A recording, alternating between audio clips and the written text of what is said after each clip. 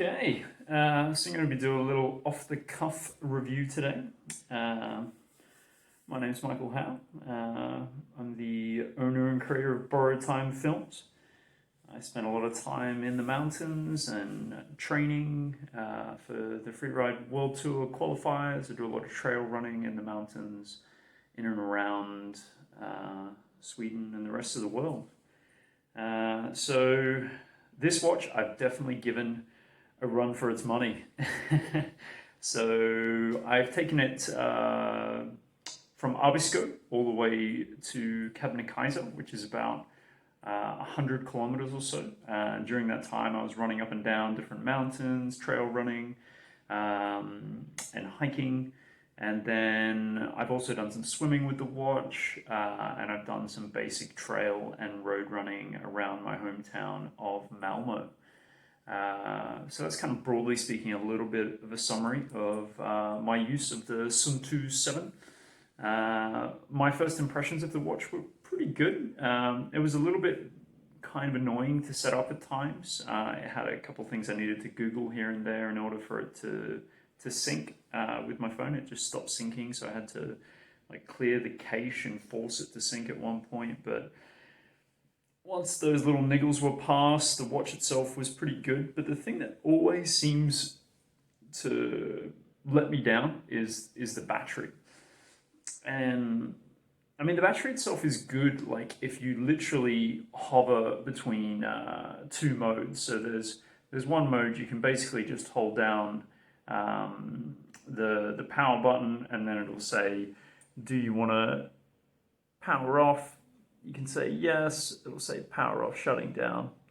And then you've also got the option to just go into a battery saving mode, which it apparently can stay in for about 40 days. So that was how I was initially using the watch in Kungsleden. I was going into that mode when I wasn't using it, and then coming back to the other kind of GPS activated mode when I wanted to use the watch. But the problem is, the second it's in a GPS mode, it's going to be absolutely rinsing your battery.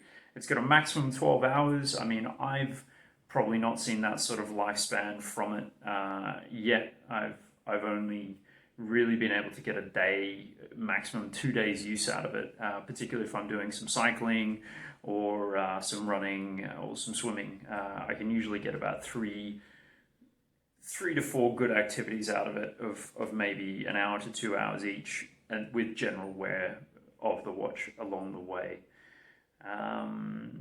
So yeah, I mean, that just isn't really good enough for me. Like, I like a watch that I can put on my wrist and not have to think about. And then, when I want to charge it, I will. But I mean, I'll try and do this again because I stuffed it up the first time.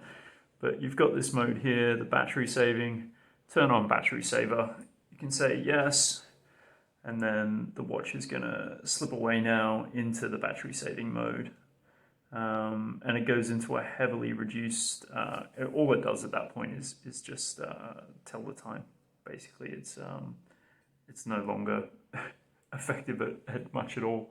And it doesn't look as nice as well. You want a watch to at least look nice when you're using it in the modes that you want to use it for. And if it's in a battery saving mode, if you get the Suunto 9 Barrow, it's not going to completely change the look of the watch. It will still look like a Suunto 9 Barrow. It will just do smart things with the watch. So if you hold that down again, it's going to ask you to hold it down for a bit longer, and then eventually the watch will probably vibrate. There it goes, and then it'll switch back into the fully fledged GPS tracking and all the rest of the bells and whistles modes. So yeah, I wasn't able to easily get music onto it. It doesn't work like that with Spotify. I don't use Google Play for my music, so I found that kind of a wasted feature as well. Did a bunch of Googling to find out how to actually put music on the phone. Basically, you need to have synced music into your Google Play playlist and then try to sync them to the watch. So again, that's not really useful for me because I don't use Google Play Music. I don't know who does. They're about to turn off the service and replace it with YouTube Music. Maybe then it'll get an update, but until then it's pretty useless. The one thing I love about it, and it's probably the reason why I'm still going to get a Suunto watch, is the Suunto 7's diary features and creating trail routes and all this sort of stuff, which you would actually get anyway with the... you can see a bunch of the recent activities I've done there. You get all that anyway with the Suunto 9. Sorry, lost you guys. YouTube amateur. You get all that with the Suunto 9 or the Suunto 9 Barrow anyway, so I'm really struggling to see why I'm using this watch for smart features, which I barely get the use of. I mean, I might use it to occasionally get a notification about Bitcoin falling or something like that, but that hardly seems like, you know, the best use of smartwatch features. So all in all, I think it's going to be a no from me. And I will be taking the watch back. I'll probably swap it for the Suunto 9 Barrow and see how I get along with that. I would have liked, I think maybe the next iteration of this watch is going to be a cracker, because they'll have ironed out some of the teething issues with this one.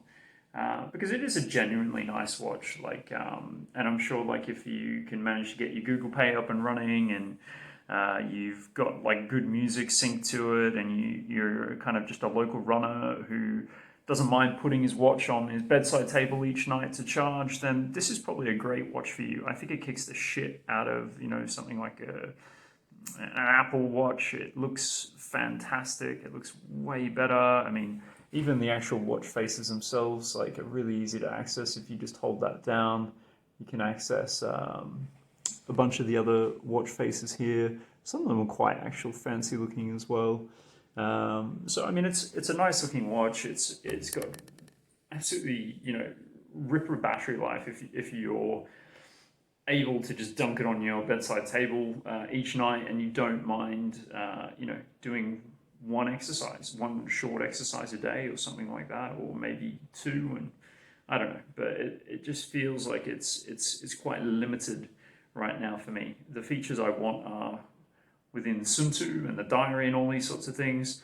I mean, the heat maps, which are also sort of accompanying this, it's in trail mode at the moment, are really cool. I can see all the different heat maps around me to maybe inspire me to do some running in a certain area. Oh, that's where all the trail running is going on. Okay, I'll go and see what's there.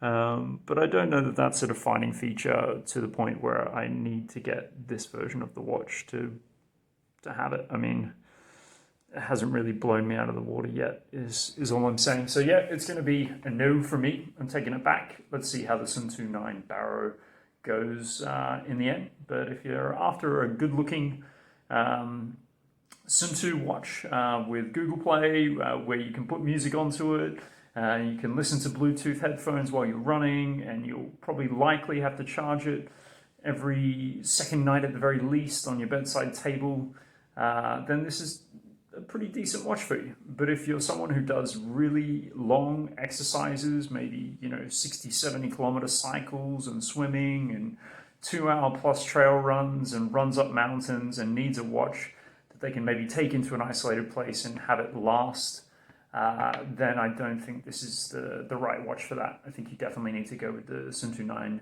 Barrow or the Suunto 9 or something like that, so you'll get more battery life out of it. Anyway, I hope that's a helpful review. Give me a thumbs up if you liked it. Give me a thumbs up if you're happy that the phone fell over and I'm recording this in such a professional manner. And give me a thumbs up if you'd like to see some more gear reviews. Thanks for your time.